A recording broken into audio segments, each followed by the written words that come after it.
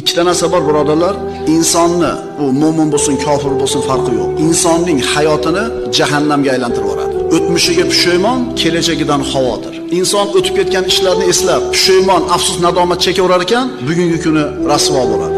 Inson kelajagida nima bo'lishini o'ylab, kelajak haqida xavotir qilib, siqilib o'g'layapti, bugungi kuni rasvo bo'ladi. Mo'min nima deydi? Bo'lib o'tgan ish bo'lib o'tdi. Alloh xohlagan ekan, bo'ldi, ketdi. Endi kelajakdan nimaga xavotir olmaydi desa, kim aytgani bo'ladi?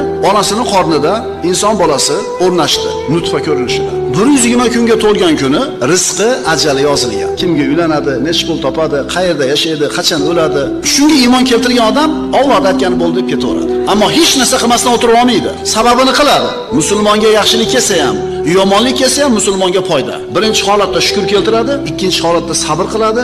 Ikkala holatda ham mo'min agar komil mo'min bo'ladigan bo'lsa, yutuqda qolaveradi. Va bu kimga berilgan? Faqat mo'minga berilgan.